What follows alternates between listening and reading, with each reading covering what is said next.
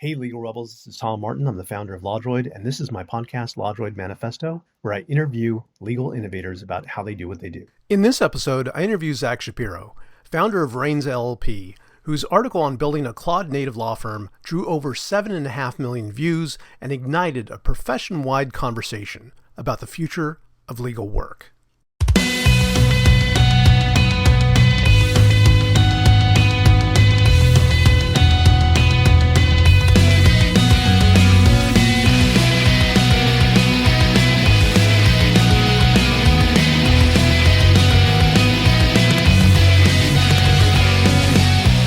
Welcome to the LawDroid Manifesto podcast. I'm Tom Martin, your host. And today I got Zack Shapiro. And if you haven't heard of the Claude-Native law firm article that he put out, so many people are talking about it. Over 7.5 million people viewed it. It was like 1.5 million lawyers. So clearly this has hit a nerve. You're also the founder of Reigns LLP. And I'd like to introduce you to my audience. Zack, pleasure to meet you. Pleasure to meet you as well. And thank you so much for having me. You set off a light bulb for a lot of people. We've been in an area for the past 3 years where we've been trying to figure out how to connect the dots, how things fit together. And the first year or two was essentially product development that all of us were entertaining internally, this new technology, but how do we use it? And so we've been trying to figure that out. And I think the nail that you hit on the head was, look, this is the practical insight about how you use this tool in a way that's really accessible to a lot of people. What do you think was the magic of your post? What do you think about how the stars aligned to make it go viral? I think there is a lot of anxiety happening right now about the way that AI is going to change the white collar economy in America. Two of the pieces that went viral leading up to mine were Matt Schumer's "Something Big is Happening," which is a plea from a software engineer to the general populace saying, listen, whatever you've heard, this actually is going to disrupt jobs. And so you need to pay attention. And that went mega viral. And then the Citrini research article, which is AI is going to work as well as everyone hopes, and then we're all doomed and we're not going to have jobs. I've been thinking about and working with AI for a while as part of my practice. And there were sort of two things I had in mind. One was I wanted to reply to those two articles in some way and say, listen, there is an optimistic path here for professionals, and it looks like what I'm doing now. And the other is just the way I've seen AI completely transform my practice leading up to the piece.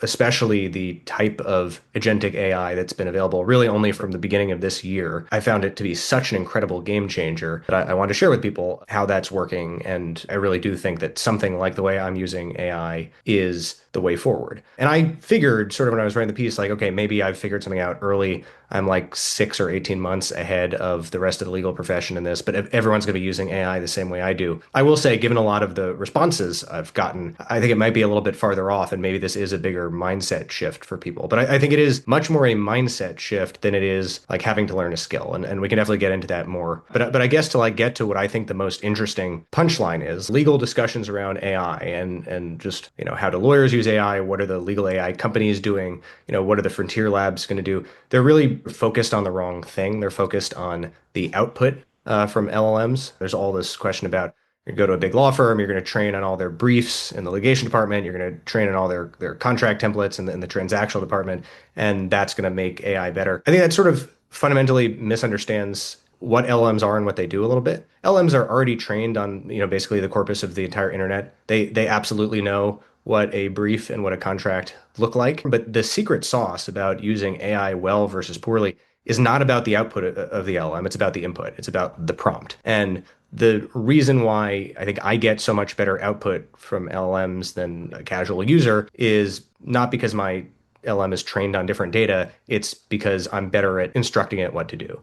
And LLMs are this sort of general purpose technology where if you give it sort of fuzzy, vague instructions, it's going to give you fuzzy, vague output that's not useful for anything, right? That's what everyone refers to as slop. Whereas if you are really detailed and you're really specific about what you want out of the LLM, which, by the way, both skills lawyers are really used to having, right? This is like lawyer superpower. You can get pretty incredible results. And then when you layer on top of that sort of the secret sauce of Claude agentic tools, the ability to create custom skills and plugins that compound over time, the ability to write code on the fly to manipulate applications on your computer that lawyers use every day, the ability to create and use markdown files to add sort of functionally unlimited context to the assignment you're giving the LLM, that is just fundamentally a different paradigm than I think what most lawyers are thinking about with AI, which is either, asking questions in a chat window to ChatGPT like everyone was doing since 2023, or some of these enterprise solutions like Legora and Harvey and Spellbook and whatnot. Lots to unpack there, Zach. But one part of it that I would point out to recent figures from Anthropic's economic index report is that 0.9%, so like less than 1% of tool calls, so the agentic part of Anthropic's Claude, is ascribed to legal use, right? So software engineering was close to 50% at 49.7%. But you're right, like as reflected in the audience's response to your article, that it's very early on, I think, for lawyers to be actually using Claude Cowork, Claude Code in their work, which is a huge opportunity. The way the stars aligned for your article, as you pointed out with those other articles, priming the ground, it was just amazing timing and very well articulated. And I want to jump into some of the different parts of your actual article because I think they could be very useful for the audience to hear. But before I do that, I do want to give a little context for the audience about you. You just didn't fall out of the sky. Like most people that have something kind of hit and gain traction like this, you've been steadily working for 10 years since you graduated from law school. You went to Yale Law School. And then after that, I believe you worked at Davis Polk. You also worked as a judicial clerk for two different judges. So the question I have for you is, given where you're at now, did that provide any useful context for what you're doing now? Like, did that experience in the more traditional roles inform you now? It did, especially the clerkship. So I had a pretty traditional beginning of my career. I graduated Yale Law School in 2016. I had federal clerkships my first and third years out of law school for Judge Engelmeyer on the Southern District of New York and for Judge Lynch on the Second Circuit. And I think those are sort of relevant to what I do now in two ways. I mean, I have a transactional practice, and so what I do day to day looks incredibly different than like what a federal judge does, which is mostly in the litigation world. But for my transactional practice, one just like mechanical thing it did is, boy, did I see every different way something could go wrong. And when I'm sort of working on and negotiating contracts, that's occasionally like a superpower in like, okay, what are the parts I should really care about and what should I negotiate hard for? Because I have this muscle memory of like, I saw a dispute where someone forgot to add this clause and it led to a disaster.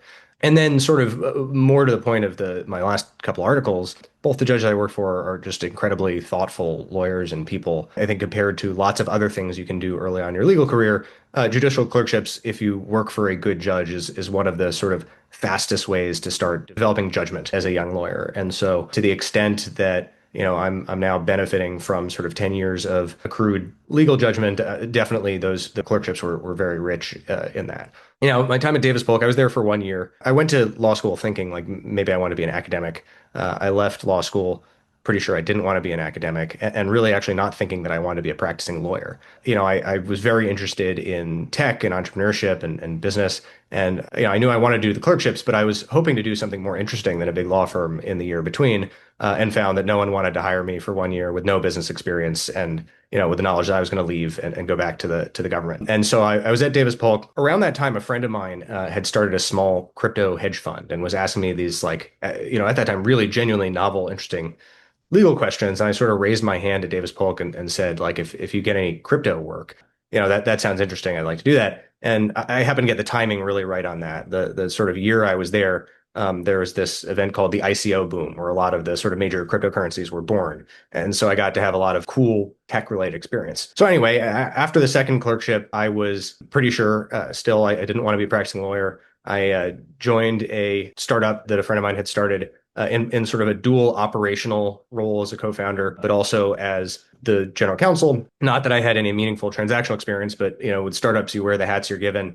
and I was the only lawyer on the team, and so I figured, okay, I'd manage outside counsel, and that was great. That was it was like a mini MBA raised from great VCs. The company got sort of acqui-hired in 2020, but I learned the exact opposite lesson I thought I would. I never want to be a startup founder again. That's really hard. I have incredible respect for all the startup founders I work with, but being a startup lawyer is a great job and very, very different than what it looks like to practice inside a large law firm. And so since 2020, I've started a practice. It was initially a solo practice. It's now my law firm reigns. We've worked with about 200 different startups and investors, and I have a blast being able to work with this sort of cutting edge AI really just makes my job more fun and feel more impactful. Absolutely. So I could see how, human judgment is something that's not going away. We respect the decisions of other people because they're people and because we can be held accountable as human beings, whereas machines not yet really. Now I want to turn to the article because I think there's a lot to unpack there and get into. You talked first about how you actually practice law in 2026, and that's through Reigns LLP. I understand it's a two-person firm. Yeah, two of us full time. I have some part time of counsel I work with when needed, but substantially it's myself and an associate. Yeah, so you're able to multiply, obviously, your effect by using these tools. Can you give us a little snapshot, a thumbnail, how you actually practice law in 2026? So the story at the beginning of my piece is actually slightly fictionalized. When I was working on the story initially, unsurprisingly, I asked Claude to help me think through, or like, what are really good examples from my actual practice of where I'm doing things I could not have done without this level of AI. And it gave me a great example that was too specific to a client that I didn't want to tell that story. And so then I had the AI itself create a fictionalized version, which is the M&A story I tell at the beginning. And so while the facts are not true, the dynamics are. I think there are all sorts of ways that the AI helps me sort of multiply my skills and practice. But once you have the skills properly configured with AI, and there's some upfront investment that involves you sort of talking back and forth with Claude about how you want things done. It's what tech people would call a reinforcement learning environment, where you iterate, you use the skills, you see what works, and then you say, okay, I want you to update the skill to do that from now on. That was great. When something goes poorly, you update the skill to say, okay, I don't want to do that. And it allows sort of just like the defaults of how the AI works to compound in value over time, very specific to the way I practice law. And sort of from the opening anecdote, the part that I want to draw out is I can dump in just a question, right? Or just an email, like a naked email, like a copy and paste. And the legal skills I've built are such that it will know what to do with that in the same way that like a very skilled senior associate would know what to do. And it can work in the background. And it's something I could do from my phone if need be. And it really does automate a lot of the more tedious steps of law practice, leaving this sort of layer of judgment, right? Like the part of my job that really I get paid for, the value add for clients, why they want to work with a person and not a machine, is because, I have a lot of experience now doing the things that I do, and they want the benefit of that judgment and experience. Really, what these tools do is it distills my job to those decisions, right? To having the information presented to me in the form that I need to be able to make the judgment calls. And because the sort of tedium is being done by basically an automated AI skill and not a team of associates, I can turn things around faster. I can iterate faster. If I can see, okay, this is not going the way I want, I just tweak the prompt. It really does become sort of superhuman results when you're comparing what one person can do versus a team, right? There are some benefits, especially once you get to like execution rather than judgment. It is better to have a AI doing that than a person, with all the caveats that you still need judgment, you still need decision making, you still need a human pair of eyes over everything to make sure that there aren't hallucinations. It's amazing that like you could be a litigator and submit a brief with a fake case in it, but that happens. Although I'll say that like the sort of skills architecture make hallucinations pretty rare. To give like a little bit of a flavor of that, some of the skills are like, okay, if I'm putting in a bunch of edits to a contract, I want you, Claude, to reread the contract after you put those edits in and make sure that all of those edits gel with each other and you don't create any weird legal logic. And here are a bunch of examples of different weird logic you could create that would break the contract. I have a default instruction in all my skills, even though, of course, I'm reviewing everything myself before it goes out to a client. The AI is instructed to take an extra pass on anything to like with an eye towards, is there anything here that could embarrass me because it's wrong? Don't make me the guy that submits the wrong brief to the court. And you can actually just like bake that into the standard operating procedure of how the AI works without having to say that every time. And I'd also say, like, even with all those skills in place, if I'm doing complex legal work with AI, I mentioned in the beginning that I think the secret sauce is not the output, it's the input. My prompts to Claude are on average for complex assignments like 2,000 words long, right? I'm writing an essay to put into Claude. There's a lot of work product that goes in on the front end. And, sometimes I'm typing that in the desktop app natively. Sometimes I'm doing that in a Word document and then I copy and paste. But the instructions I give to Claude are much less like sort of the one sentence prompts that I think most people are using with ChatGPT. And they are much more like the sort of conversation in a big law firm that a partner or senior associate would have across the table from a junior mid-level associate explaining a research assignment or a writing assignment or whatever. The AI is only really as good as the context and the specific instructions that you give it. Actually, as an adjunct professor at Suffolk, I teach law students about generative AI and how to use it. And one of the things is like most lawyers start with a naive prompt, right? Where they just say something like draft lease and they expect it to do magic. I mean, what you're saying is bringing together these elements that we now have, which is you have the prompt you could enter and being as detailed as possible about that, but also having, for the benefit of people that haven't used Claude Code or Claude Cowork, you could put in little text documents that are in Markdown called skills, and they outline how to handle different aspects of your request. And they sometimes get automatically triggered to come in based upon the decision making of Claude in coordinating these different skills. And so you're saying that by putting all of this together, that you can accomplish quite a lot. Yeah, something like that. Right. So, okay, one question that I have for you, which is bringing it from your article, is like, is this superior to legal tech? Like, why use Claude instead of a specialized legal AI tool? I don't know that it is realistically possible to do all the stuff I just described in a specialized legal AI tool. I mean, I've tried them all. We used one of the tools called Spellbook in my practice for a bit. Mostly my associate was using it. My bias here is I'm someone who I hate tools, right? I really, I have clients who try and get me to use Asana and Jira and Notion and all of these things that are like pretty user friendly, but that's just never been my skill set. And part of what's so exciting to me about AI is that it's a mindset thing and not a skill thing, right? Like you don't need to learn how to use Claude. It will tell you. When I created my skills, the first thing I did, Anthropic came out with a 33-page PDF on here's how to build custom skills. I was like, oh, I'm not going to read all that. I threw it into Claude. I said, read all of my chats back and forth with you so far, and then tell me what the 5 skills you think would be most useful for me are. And then we just like talked about it for a while. And then I said, okay, great, go build them. And then there they were. Right. That couldn't possibly be easier, but that's a different thing than like, all right, I'm going to learn this dashboard and that setting and this toggle. And so part of it is really, maybe I'm overgeneralizing for myself because of how I like to work. That being said, I don't think the like magic of what I'm able to do with Claude, right? The really powerful applications are going to work unless you're able to summon from the bare metal of the AI this intelligence that you can marshal, right? If you have like a set of options of what to do, it's just not going to be as powerful. And typically the models that are integrated into the legal specific AI are not as powerful. And I just think the mindset is wrong. I've been going back and forth a little bit on Twitter with the legal AI wrapper people recently, but the sort of two analogies that came to mind to me, one is like, I think a lot of these legal tech tools feel a bit like Juicero, which is the famous 2013 startup where it was this $700 Wi-Fi enabled juice press where you would buy custom packets. And this was going to be incredible business because you'd pay $700 for the machine and then you'd buy the juice packets from them and then it would squeeze it perfectly. And they raised $120 million of venture capital money. And Bloomberg was writing an article on them and discovered in the course of writing that article, you could just squeeze the bag with your hand and get the same result. I think that's kind of what a lot of these legal tech tools are. Like the magic is the bag. The bag here is the frontier model. And you actually want to be able to squeeze it with your hand in the way that you want. You don't want it inside this large Chrome press. I actually think that makes the tools less powerful, not more powerful. The other mental model, I also posted this on Twitter, is what's the ideal UI, right? If it's not going to be inside some prefabbed legal AI tool, what is this going to look like? Because look, I'll admit, like maybe I am more adventurous just in terms of how I think to use these tools than the average lawyer. But I think the ideal UI, and it looks like the onboarding scene in the movie Her, right, which is about a future AI that Joaquin Phoenix falls in love with. There's a great scene. You just go watch it on YouTube or I post on Twitter where Joaquin Phoenix is turning on this intelligent operating system.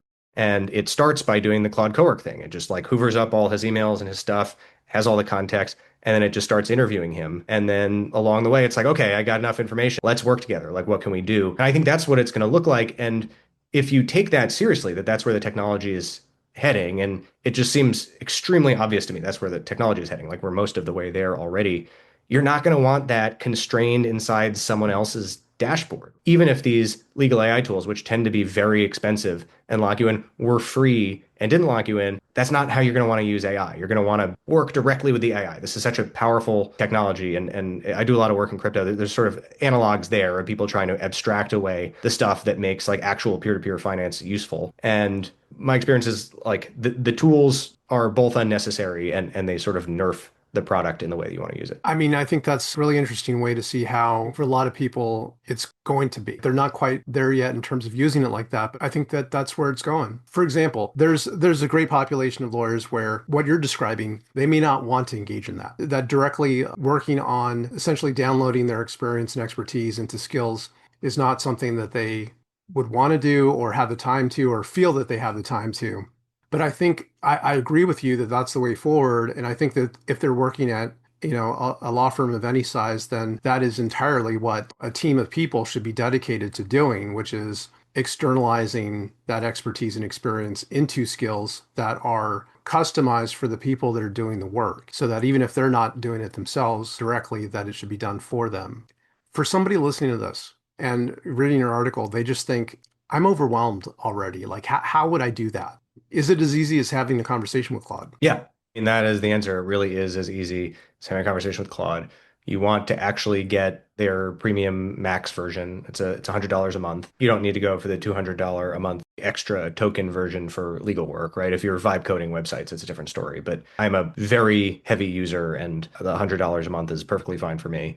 And then just start talking to it about what you do. If you don't know what to say to it, ask it to interview you. Say like, listen, what would it be helpful for me to say to you? And it will do that. The limiting factor here is not your skill. It's not your willingness or ability to learn tools. Again, like I am terrible at learning tools. I hate learning tools. I have ADD. It's really not my thing. The limiting factor is your imagination and just like willingness to go for it. And so I totally understand being overwhelmed by the prospect of this. I feel like what I'm trying to say in my article is I'm bringing the good news that actually like you do have value in the economy. It's really not that hard if you're just willing to do it. I really do think that that is the good news and that's sort of the optimistic take here. Now, the flip side of that coin is if you don't do this, and you compete against people who do, they're just going to run circles around you on quality of their lawyering and price. And you're going to have a really bad next decade if you make it that long, or a couple of years, right? Like I do think this is sort of an asteroid coming for the way that the profession currently works. I do think people are going to figure this out, but the individual lawyers who don't, it's going to be a tough time. I don't mean that to be anxiety provoking, but there is a sense of urgency. Spend the $100 to do it 1 month, see how it works for you. But you do kind of need to do this. I think it's hopeful. The fact that we actually have a part to play, giving it over entirely to whatever AI is going to output to us is clearly not sufficient right now. And the way to make it worthwhile, high quality is for us to be involved in that picture still. And this is the way to do it. And I think that's the opening that people feel from reading your article and why you're getting bombarded right now. Just out of curiosity, like how many people are reaching out to you per day? I couldn't even begin to tell you, thousands. And just like the popular sentiment about it, it's in the air right now about knowledge work, just being open field and then trying to figure out our place in it versus where things are going. To give us a more concrete picture, you have the conversation with Claude. You get these skills. You set this up with, let's say, Claude Code or Claude Cowork. Those are the applications that actually can take advantage of this. Regular old Claude can use skills. So skills are actually specific to not Claude Code or not Claude Cowork.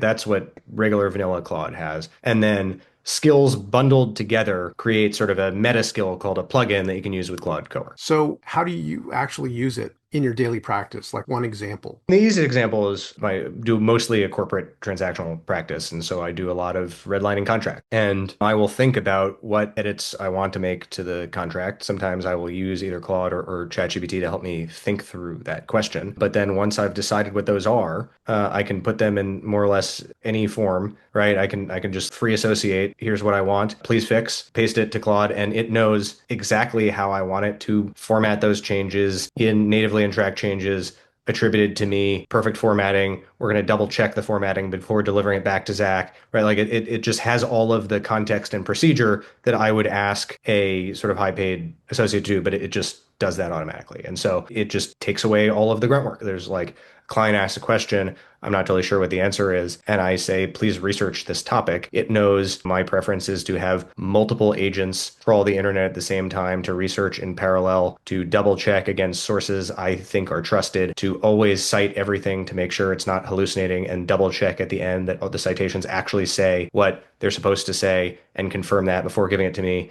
and then to deliver it me in the form of like a really easy to understand memo. And all I have to do is say, do the research, and then it knows what that means in great detail because I've programmed it to do that. So, an analogy to the old world is that if you've ever worked at an older company, like a legacy company, let's say, or a legacy law firm, yeah, binders filled with standard operating procedures are like, this is the step-by-step about how we do things. A lot of people, obviously, with a crush business, don't feel that they have time to actually create those. But just for the benefit of the audience, like these skills are kind of like that. It's where you take a process that you have for undertaking some type of work and you externalize it into writing so that other people know what's in your head. But it's also really different, right? Because what you're describing is awful. You have to create the binders. That sucks. Right. Nobody wants to do that. And even worse, God help you, you're the person who has to listen to the binder, right? And it's not the way I do things, it's the way we do things. And if you're someone who's not like the right type of personality to immediately, well, all right, so maybe you can put in a lot of effort and do it like unnaturally the way someone decided in the firm 10 years ago, we do the style guide. That sucks. And for some people, I would never have done really well staying in Big Law and made partner because I would have made the same mistake again and again. It doesn't matter how creative I am. It doesn't matter how commercially oriented I am or good with clients or good at the stuff that like really we should care about for lawyers. I wouldn't have made it past the I keep making the style mistake problem. And the difference between what you're describing, the old world, and what I'm describing is it's not an awful process. It's a joyful process. And it's not how we do things. It's how I do things. You just say in plain old English, this is how I want it done. And then the machine remembers that forever and does it perfectly every time, right? That is a fundamentally qualitatively different experience, I think. That is the new world. And I think that once you do that, once every lawyer out there does that, then you have something that perfectly reflects how you would do it. And it could do it on the fly to assist you. By the way, right, like once you've done that, unlike the old world, right? So I have one associate, let's say I had 50 associates. If I want the research memo done the same way, I take the zip file with my research skill and I email it to everyone at my firm and I say, okay, this is the research skill now. I don't need to sit down and do trainings with all of them. I don't need to yell at the associates who get it wrong. I don't need to fire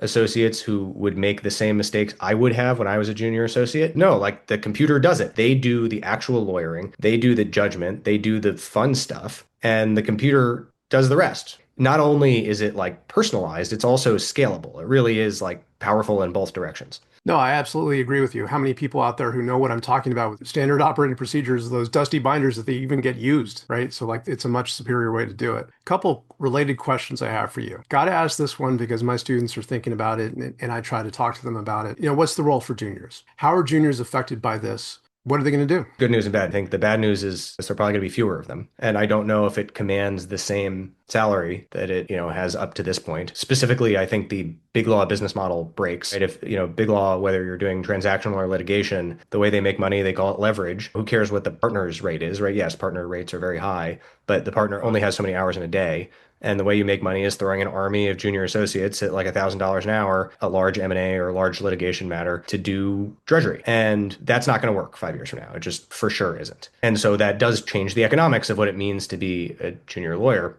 The good news is who wants to be doing doc review or diligence all day, right? Like that's not what you went to law school for. The people who are able to sort of come up through the ranks are just going to have, I think, a much better, much more interesting career. Now, that doesn't answer the question of like, what do you do if you're in that position, right? How do you end up in sort of the right side of the K-shaped economy that's coming? I think the answer I call the judgment premium. You need to develop judgment. That is the skill. That's what people pay for. And as a junior associate, you can put yourself in a position to develop judgment if you want. You can tag along, you can watch what the partner does, you can pay attention to client relationships, you can try and develop that muscle of decision making and reasonability in the face of uncertainty. Or you can be the type of associate whose value add is I'm going to sit at my computer late into the night and bill lots of hours and be a good worker. I think the former is going to lead to really great careers. And I think the value in the latter, which I'll be honest, I think has been way overemphasized, especially in big law, the value of that's going to zero. I think one really interesting thing is like, all right, if you're recruiting a summer associate class in Big Law, I don't think they're doing a good enough job differentiating between the person who is forward thinking and creative and will learn how to leverage AI and sort of business sense to drive really good outcomes for clients versus someone who just got an A or was on the law review. I think, we need to select for different things in hiring. I think that's something I've done a very good job of. All the associates who've worked for me have been quite good in being employees and lawyers and thinkers and not just, executors, right? Executing is commoditized and is going to be automated away.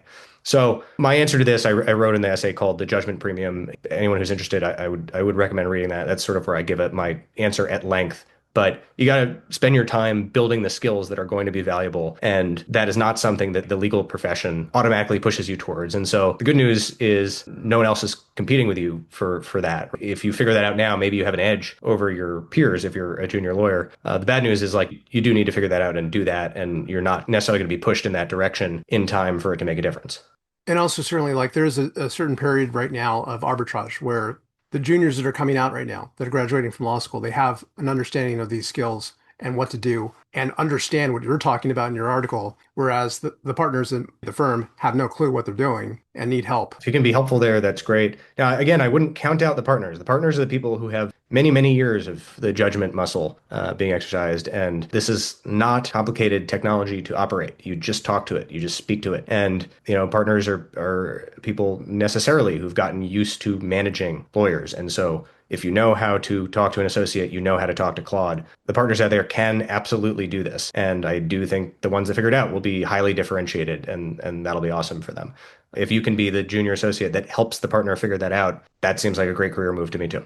It's all about mindset, and the mindset unlocks are being creative, being curious, also having a mind to working with AI as a partner, one that you can riff off of, that you can get ideas from, but that can also synthesize how you've actually been conversing with it and extract key concepts and ideas that it can use with you to build something. It's funny because I think most people don't think about the mindset, about how they're actually using it when they're using it. They're just looking at, give me the perfect output. They're looking at it as magic. What do you think this changes for lawyers? Like, is there still a place for lawyers? What does the next couple of years look like? Absolutely, there's still a place for lawyers. As I've been saying so far, I think that place is principally around judgment. Also, I think there just is a regulatory moat, right? There is unauthorized practice of law doctrine. You need someone to stand up for you in court. You need someone to sign off from a legal perspective. Lawyers often hold sort of judgment and liability in organizations, and you're going to want a human for that and not an LLM that's not going to accept responsibility. Plus, all of the legal questions that are come out of this technology, right? Cybersecurity questions, IP questions.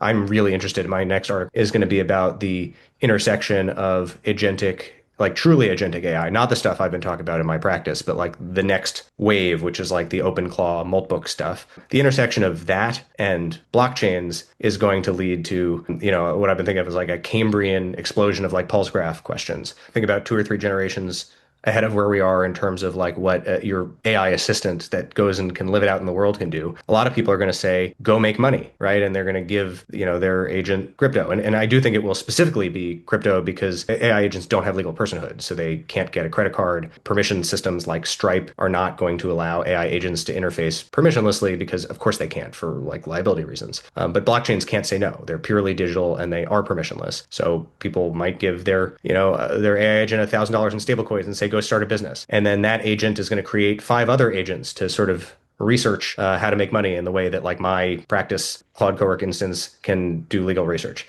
Oh, it's going to find this opportunity, but I only have $1,000. But what if I issue this token to raise money from the online crypto market so I have more money to do this thing? And then the thing it does is illegal, but also generates valuable IP. And now we're talking about 3 or 4 agent creating agent down the road, none of which have legal personhood, all of which have very doubtful foreseeability when you told your original agent, go make money. It's going to be insane. And another, I guess, piece of advice I have for young lawyers, if you're excited by genuinely sci-fi legal questions, like this is all going to become real. Basically, every piece of what I just described has already happened with like the whole Moltbook fiasco. If you're creative about that, right? If you are someone who's developed judgment to like help figure out how to navigate these completely unprecedented situations, it's going to have to be lawyers. Aside from my legal practice at Rains, I'm also the head of policy at a TC-based digital asset think tank called BPI, and I get to see up close sort of what regulation and lawmaking looks like around cutting edge tech. And Congress is never going to write laws to deal with how fast this technology is moving. The technology is going to be way, not just way ahead, but increasingly further and further ahead of lawmaking. And so the doctrine for all of these sci-fi legal questions are going to be developed by one septuagenarian federal judge at a time. And lawyers are going to have to figure that out, right? The litigators are going to have to figure that out, how to litigate these things and get jurisprudence around them. And then transactional lawyers are going to have to think ahead about all of these crazy mind-bending things that are going to happen and make sure that you've provided for those contingencies in your contracts and financing documents. So there will be so many more interesting legal questions that the AI, which is, really smart, but trained on the corpus of what exists now, it's not going to be the right thing to come up with the sort of creative legal solutions. I think there will absolutely be plenty of room for lawyers to do lawyer stuff. A brief segue into Bitcoin, because you had mentioned that and having some experience with that. I know that you have a talk coming up in Vegas. There's a big Bitcoin conference every year. Yeah. So what does that talk about? I spoke last year at the same conference, and they are about what I think is sort of the most interesting legal and regulatory question, which is what is the line between regulated financial firm on the one end? We care about this in my practice because it causes you to be subject to the Bank Secrecy Act and KYC, AML obligations and reporting requirements, et cetera, and software on the other. When the Bank Secrecy Act was written in 1970, it was very clear if you were going to move money electronically, you were going to do that through a regulated financial entity like a bank that has all sorts of compliance requirements.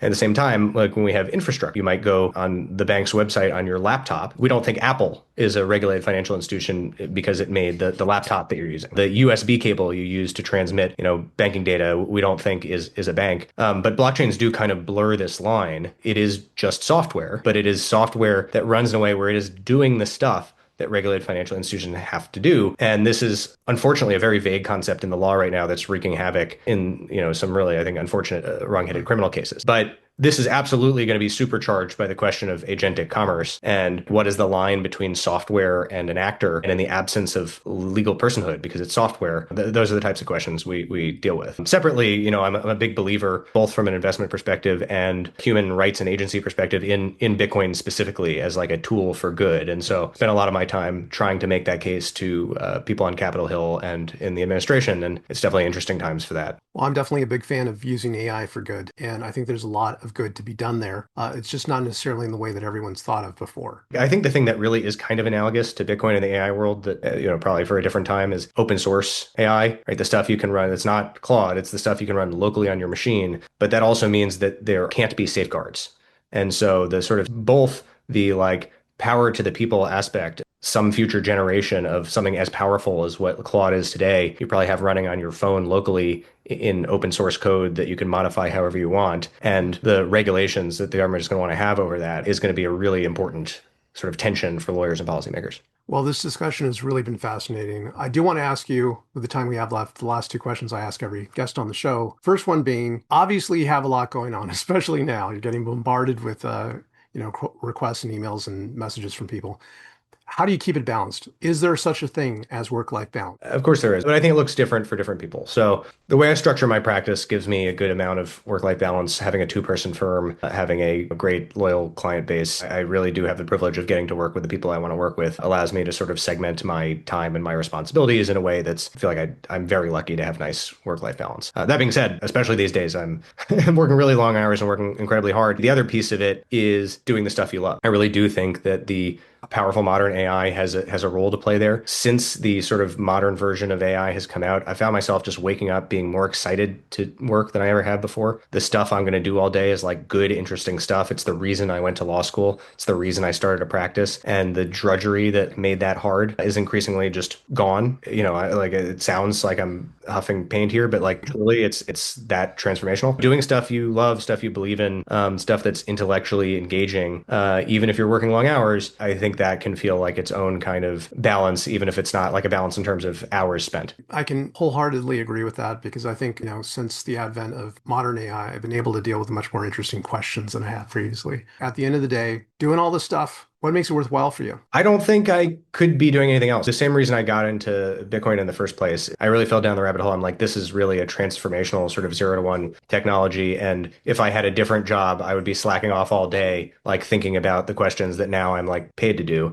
And with this AI stuff too, right? These are questions I've been thinking about, even before this current version of technology was available. It's the big questions, right? About how is the world changing? What's my place in that? What can I do to sort of move the ball forward, both for myself and then maybe how other people think about sort of what's coming on the other end of this, maybe once in a species transformation.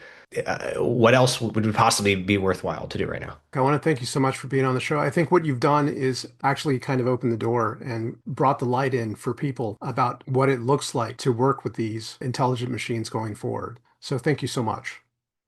Thank you. I'm glad that people read this. It's certainly not something I could have ever anticipated. Sort of this level of response, it's really cool to see that this seems to have struck a nerve, and it's still interesting to me and people still read. I'm going to keep putting stuff out. Well, I'm looking forward to reading it. And for everyone out there who would like, how could they reach out to you and keep in touch? You can find me on Twitter, Zack B. Shapiro, ZackBShapiro. You can find me on LinkedIn, and then you can email my firm at info@rains.law, RAINS.law. That sounds great. Thanks again, Zach. And for all of you out there, see you next time. Thank you so much for watching the latest episode of the LawDroid Manifesto podcast. To keep in the loop about upcoming episodes, please subscribe to LawDroid Manifesto and you'll get notified. Thanks for watching. See you next time.